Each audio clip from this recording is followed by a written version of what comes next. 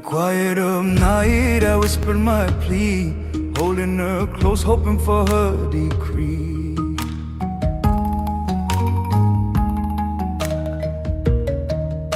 For the benefit of our village, I gave 1 field of rice to the shelter of the monks.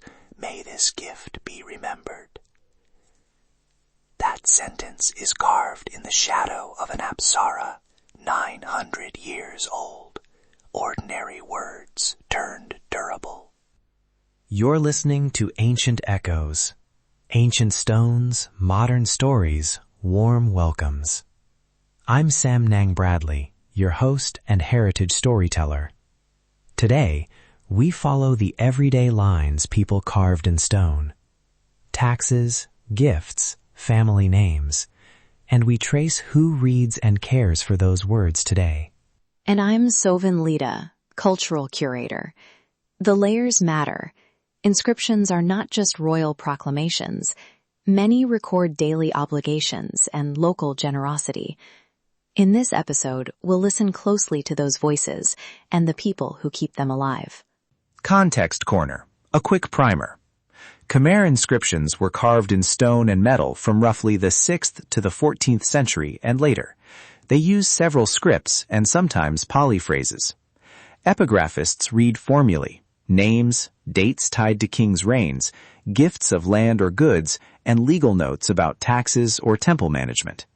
These stones were the public records of their day, durable, portable, and often placed where everyone could see them. For listeners who want sources, check the show notes. We link basic epigraphy primers, museum catalogs, and recent field studies.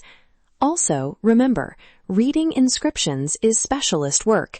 Paleography dating, and contextual archaeology all come together to interpret a single line. I first heard the stone speak in a small provincial pagoda, 3 hours north of the big Angkor sites. The temple courtyards smelled of jasmine and lime wash. An epigraphist, an older woman I met through the conservation office, brought me to a lintel hidden under a banyan. She tapped the letter forms gently and said, "Listen, the people are here." She read aloud a line in modern Khmer. The people of the village gave 30 measures of rice for the temple's lamp. Their names are written here, so the merit reaches them. Hearing a sentence like that out loud, you feel the ordinary. Families paying small dues. A community keeping a lamp burning through the dry season. I learned how inscriptions worked as legal backup. If a land grant was disputed, the stone stood as proof. If someone donated food or labor for a festival, the stone recorded it. These were civic records as much as devotional ones.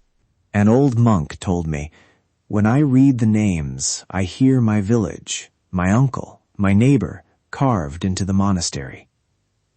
He kept the memory of a donor's name, the way a ledger keeps numbers.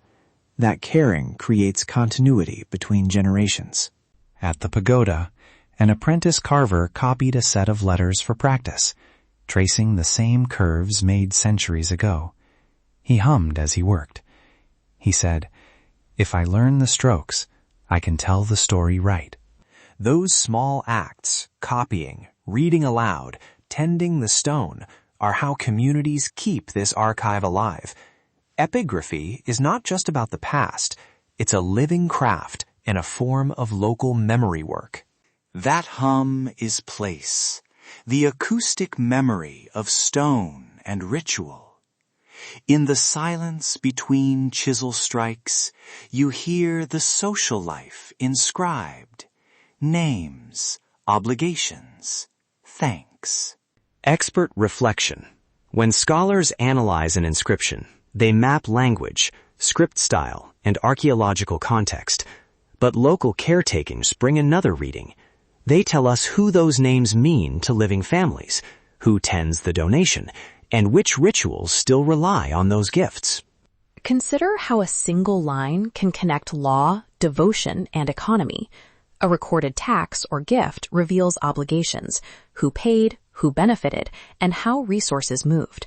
From a cultural standpoint, this shows us that temples were hubs of governance and care, not only places of worship. I spoke with a conservator who reminded me, reading is one step, preserving is another. Stones crack, surfaces erode, and well-meaning rubbings can damage delicate letters. The apprentices we met learned to copy inscriptions on paper and digitally, so the words survive without risking the original stone. Practical takeaway and travel tips. If you visit temples and see inscriptions, please do not touch or trace letters directly.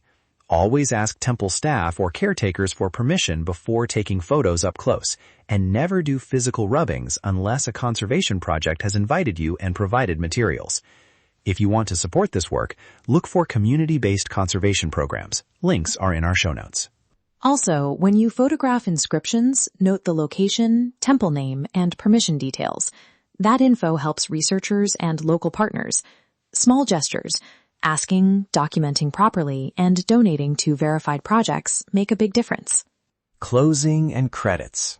Inscriptions remind us that ordinary lives wanted to be remembered. A farmer's rice, a donor's lamp, a woman's name. These choices were carved to outlast a generation. Thank you to the conservators, the apprentices, and the caretakers who shared time and stories.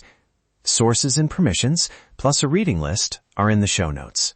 From our team, thanks to the field epigraphists, the pagoda communities, and the apprentices who let us record their work. Take care when you travel, and treat inscription sites as you would any community heirloom, respectfully and with permission. This has been Ancient Echoes. I'm Samnang Bradley. Hear Cambodia's heartbeat in these stones, and bring that care into the places you visit. Quiet stones, loud stories.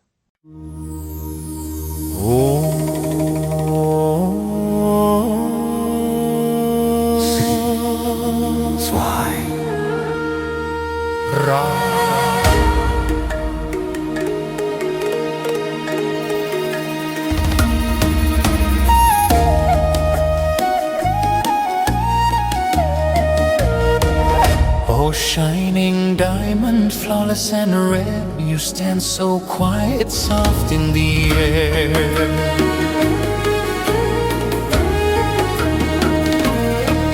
I dared not to rush you, feared you'd flee. Your heart too pure to belong to me. If you turn away, I reach and bind, press my hand, still body and mind.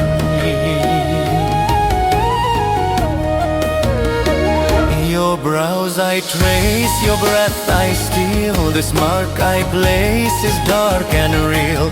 From this moment break and fall, hear the spell, obey the call.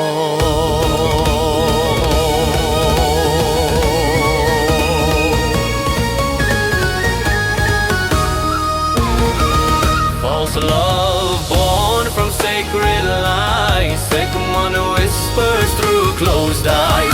Follow me, don't fight, don't run, your soul is caught, my work is done. Empty will your light undone, under spell,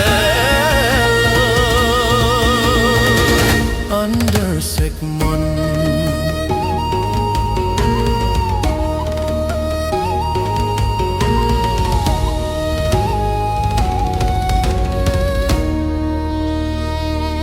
Crystal beauty, diamond bright, caught between shadow, charm and night.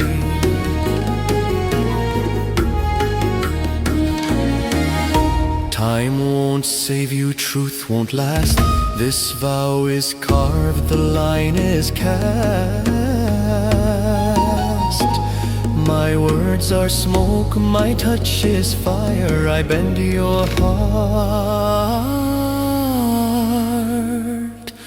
to dark desire.